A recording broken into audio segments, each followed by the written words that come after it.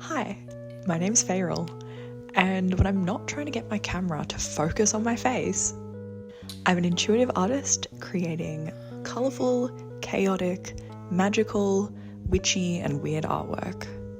Oh, and creating art vlogs like this one. In this video, I'm working a lot on making the little tier icons for my Patreon. I could have used like art that I already had or just done like little doodles or something quick, because I guess it's not like that important. But to me, it is. I really want my Patreon to be like really cute, and I want the tier art, which is, if you don't know about Patreon, the tier art is like you have different tiers which people can subscribe to, and they pay you a monthly amount and they get different benefits. So each tier, you have the ability to upload a little artwork.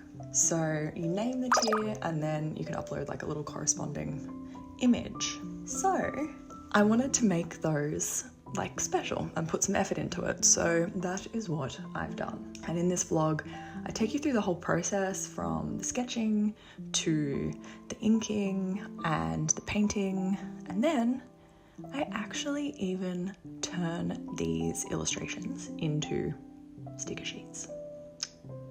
So that's exciting. Said sticker sheets are going to be part of the first month's like physical reward. So I'll be offering like digital rewards in the form of videos and physical rewards in the form of stickers and prints and fun stuff. So the first month is actually going to be August, next month. So I've got a few weeks to finish everything up, and you've got a few weeks to figure out like if you'd like to join my Patreon. So next week's video, I'll have more information and stuff. But this week, I was just focusing on making some special art for my Patreon, because this whole Patreon thing, it's a big step for me and it's really exciting. So I wanted to put some time and effort into making it its own special little thing. If you haven't watched my videos before, you can expect a lot of voiceover chat and me popping back in. I think in this video I don't sort of pop back in until maybe the halfway point, but I do come back and talk to you face to face. But yeah, I chat quite a bit and put some nice relaxing music on other parts. But for the most part, my vlogs are quite chatty, so if you like that, you'll probably like this one. I've been told my vlogs are good to put on in the background while you go about your various activities. So I hope this one is that for you. Okay, well for now, let's get on with the vlog and I'll come back and see you soon. I decided to do these pieces in a sketchbook as opposed to just on paper, as I knew there were going to be more like spot illustrations as opposed to full pieces. The sketchbook that I'm using is the Born A4 sketchbook. It's available at Officeworks if you live in Australia, which is like our office supply store chains. Born is their sort of home brand art supplies, which I think they've just sort of created in the last few years. And there's some really good stuff in that line. It's quite affordable. It's not like a professional quality, but you can get some good like basic sort of more student quality art supplies in that line. And on the plus side, Officeworks in Australia is everywhere.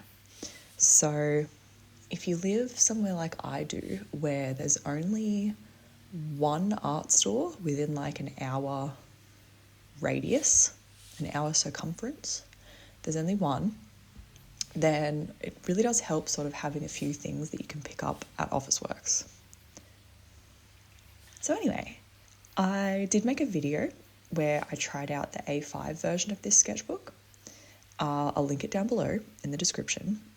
I made a completed spread in this A5 sketchbook, and I really liked using it. I really like these sketchbooks, but I wouldn't actually recommend them for water-based medium like watercolor or ink, which is what I'm using in these illustrations. So I'm going to come back to this later because I'd like to sort of go into it a bit more as I'm working on the painting portion. But I just wanted to preface it here that I do like this sketchbook, and it's budget friendly. It's really great, but the paper, it's a little bit funky. It's a little bit funky, but I'll get back to that.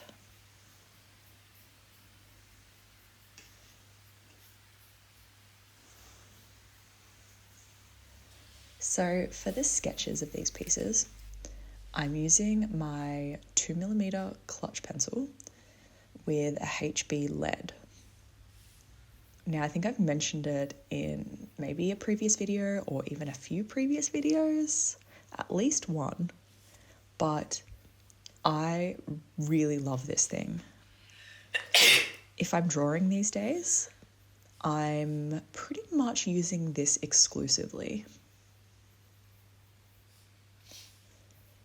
Now, I know that lead pencils aren't exactly the most glamorous or exciting art supply, but I feel like that's what makes it so fun when you find one that you really love. They're just this utilitarian thing that as artists, a lot of us use them so often that when you find a pencil that really works for you, it feels like it's just a treasure, you know? Like you use it so much.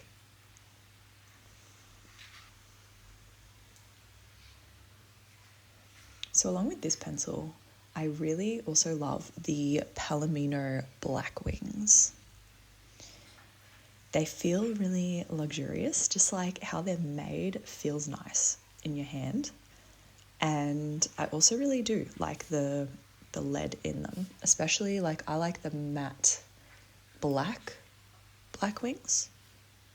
I'm not sure if they have another sort of special name because I know they make different kinds of pencils, different kinds of black wings. Anyway, it's like the basic standard one, the matte black one. And the lead in it is really nice. I also love the Faber-Castell Pitt matte graphite pencils. So I found these when I was looking for a graphite pencil that could go really dark but didn't give me that shine that you get when you use regular graphite pencils. If you know what I'm talking about, you know. So it's like when you move your drawing in the light, the pencil and the paper, it's really dark, but when it catches the light, it reflects it. But the Pitt graphite matte pencils don't do that. So they are absolutely amazing. They've got a slightly different feel to regular pencils. I think they might be blended with charcoal.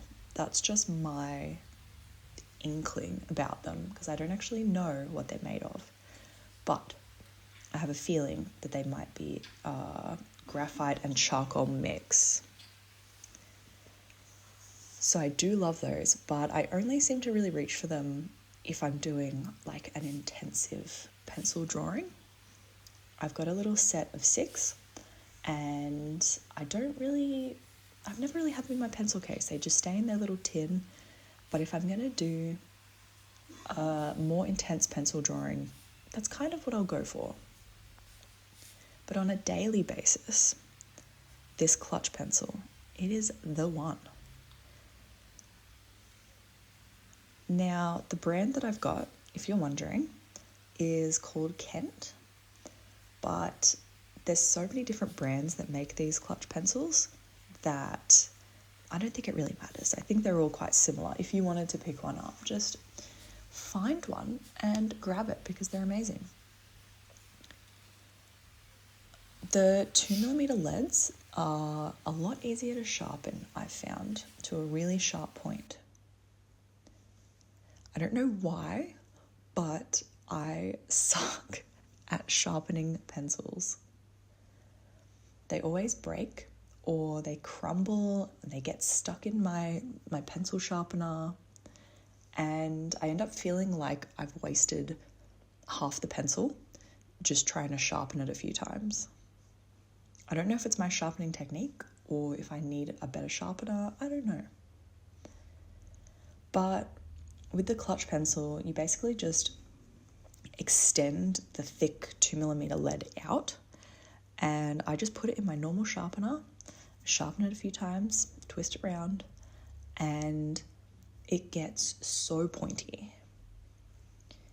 It's amazing. It's so good for little details, but when it's more worn and rounded, because it's like 2mm, which is, it's a lot bigger than a regular mechanical pencil. So it's amazing for like the broad strokes of like your initial sketch, or for blocking in larger areas. It's very versatile, I've found. And the leads last for ages.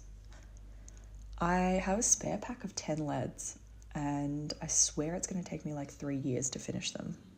I only just finished the first lead that the pencil actually came with, and now I'm on to like the first refill.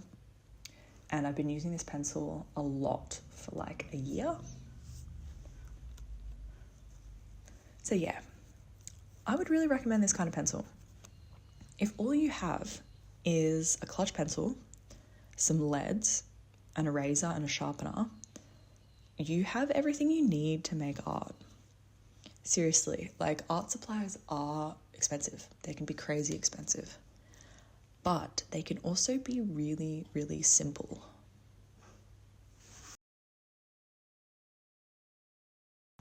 So like I mentioned in the intro, you create tiers on Patreon and you name them. So I had some ideas, but none of them really felt right. And then I was like, tarot. For the past, 3+ years, I've been really, really into tarot. Learning the cards, reading all the books on tarot, learning about its history, and making it a part of my daily life. I sometimes call myself a tarot witch because I really do feel that much of a connection with the cards. So I created my tiers first, and then I decided on the rewards and benefits I'd offer for them, and then I associated tarot characters with them. So I've got the Ace, the Page, the Magician, the Queen, the Empress, and the High Priestess. I wanted them to be tarot inspired, but not tied to any particular suit specifically.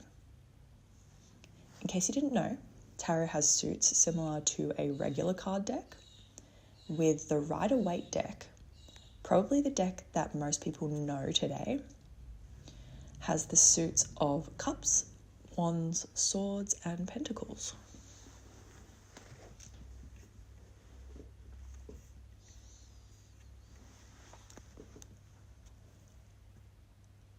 I wanted to talk a bit about how I use references in my art.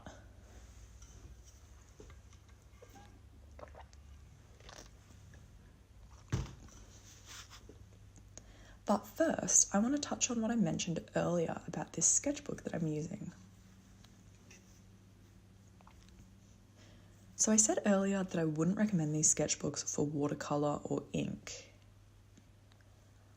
I actually completely forgot when I decided to use this sketchbook for these illustrations that when I tested the A5 version of the sketchbook, I did notice that water-based mediums acted a little bit strange on this paper.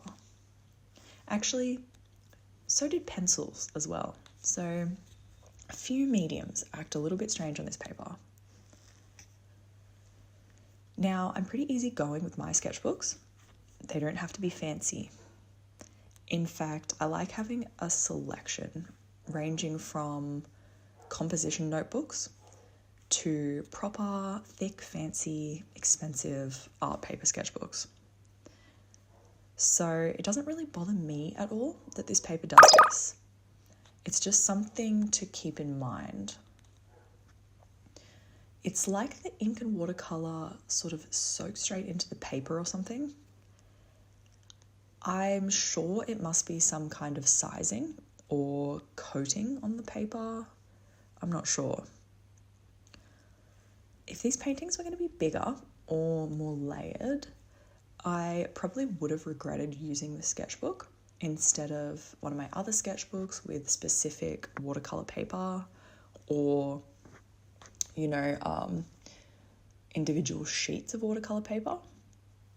But as it was, these pieces were very minimal. In fact, I don't think they had any layering in terms of paint, so it worked out fine.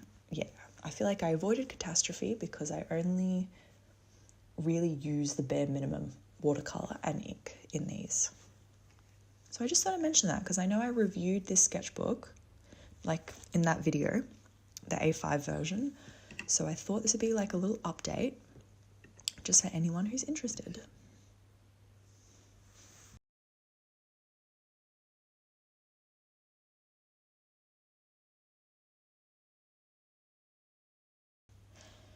So I use reference photos a lot, but I use them in different ways.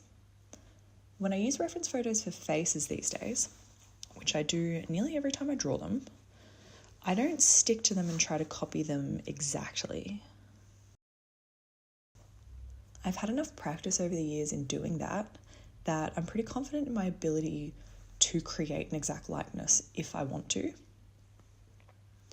So the way I use reference photos now for faces is that instead of drawing a face out of my mind, which I really like to do, but they'll tend to have similarities because, well, I imagine them and they're all coming from my brain. I like to use references to keep in mind all the different possible shapes of eyes, noses, mouths, eyebrows, heads, etc., etc. I'll find a reference of a face that has a feature or features that I like and that I want to convey in a similar way, and I'll use that photo as kind of a touch point. As a result, my drawings look similar to the reference, but I feel like my natural style also comes out and makes them their own thing. Using a reference when you draw or paint a face shouldn't limit you to creating an exact copy of that face, unless you want to, of course, but it can help you to keep in check the things that make a face make sense. So, like the features on the face and their spacing, the tilt of the head, the lighting, etc. Now, like a lot of artists, I love Pinterest for references, but I can sometimes get a bit frustrated with the similarity of the style of photos on there. It's very easy to find photos of young models, but it's less easy to find pretty much anything else. I also sometimes use stock photo websites, as there's a few decent ones out there. But again, the diversity of age isn't really there, and it's hard to find photos of more like real people and not models. Maybe one day I'll start taking my own portrait reference photos. That would actually be really fun. People open their mouths and smell like weird lunch. Useless sequels open their bodies, acting like somebody beautiful.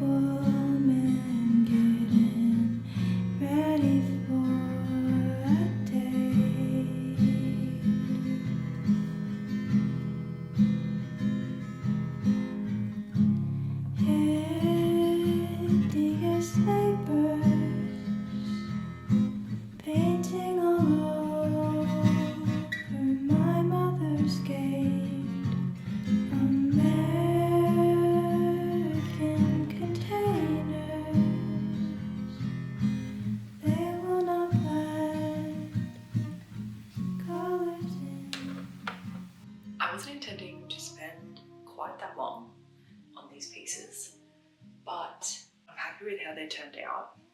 And because it's going to be like a pretty prominent feature on my Patreon, I did want to spend a decent amount of time on them, making them like a little bit more special than just a little doodle or something. Now, what I have to do is take some photos of them. I used to scan artworks that were on paper, like stuff from my sketchbooks, but I never really liked how scans turned out. I feel like they lost detail and they just didn't look as nice. So I take photos of everything now using my big chunky DSLR camera.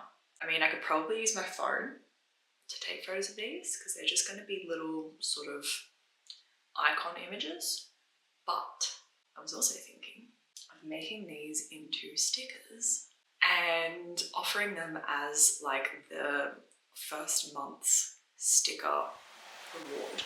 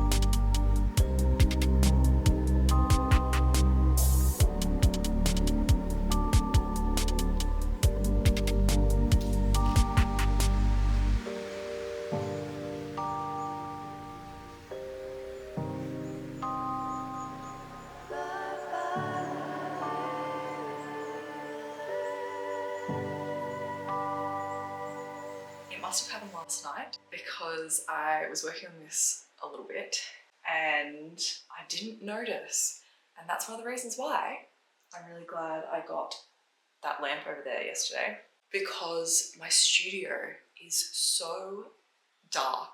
It's really good up until early afternoon, I'd say, and then it just gets really dark, and it's winter now, so it's even worse. So right now it's like 4 p.m. and I've got both of my like studio lights on, I've got this on, and I would turn the room light on, but it's really, really dim. So I'm gonna get a new bulb for that. But this all goes to say that proper lighting is so important when you're doing art, when you're painting, because I didn't notice, but I think it was from using this paintbrush last night, which I've had sitting up in one of my brush containers. I haven't used it in a while, and I should have washed it first because I think there was dust in it.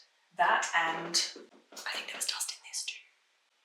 And I should have known, especially this, because I've been using this as like my paint brush rag for the last couple weeks. So I should have known that that would have had dust in it, but I didn't. So now my painting, and I can't see it as much now. So lighting, it's really interesting, but I could really see it before when I started painting on this again. I'm hoping that I can rectify it because I've still got layers to do on this painting. So I'm hoping that it's not going to be too noticeable. I might just like not sell this piece when I finish it because I probably wouldn't be too happy to part with something that's got so much little dust particles in it. So it's a bit of a shame, but it's really good practice anyway because I really want to start painting more like, I'd say landscapes, but this is the ocean. Like nature. Yeah, nature scenes. I guess call them landscapes. I want to paint seascapes, skyscapes, more nature scenes. So it's good practice regardless. But yeah, it's just really driven home the importance of getting my lighting in here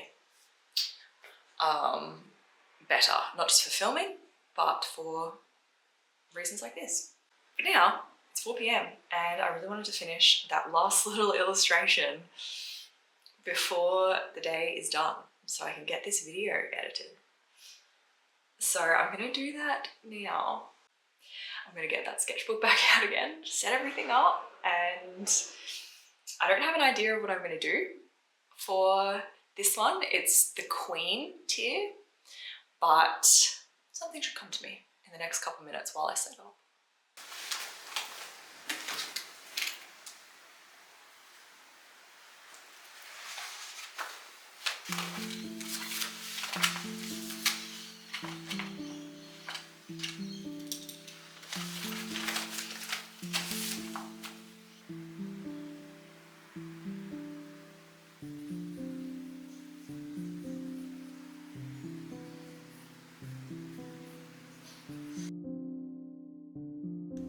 Starting a Patreon is a huge step for me. I've always known I'd make one or something similar one day. One day when I had loads of social media followers, and when I knew that upon launching it, it would be a smash hit. But the thing is, most of us don't have huge followings. I don't. And I actually stopped using Instagram entirely. Maybe forever, maybe not. I don't know yet. And I haven't been on TikTok in a few months. That probably sounds like a really stupid move for someone who wants to reach people with her art and content. But I just realized that I was absolutely hating making short form video. I didn't enjoy it at all. It took so much time, and then the payoff was just not there.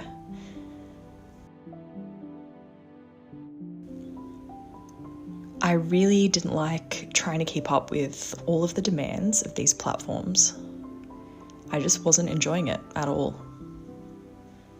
So what might be a bad business decision in terms of, social media being the best free way to market yourself and your art and get yourself out there, feels like a good life decision for me, at least right now. So I'm expecting that my Patreon will be more of a slow burn instead of an overnight success. And I'm so okay with that. I see my Patreon as a long-term project where I, over the next few years, build up a library of content ready for people when they find me. There's absolutely no pressure to sign up. Please understand that. I appreciate you so much just for being here and spending this time with me on YouTube, which, by the way, will continue the same with me posting 3 to 4 videos a month. I want to share my journey as an artist on this channel, and Patreon has now become a part of that journey.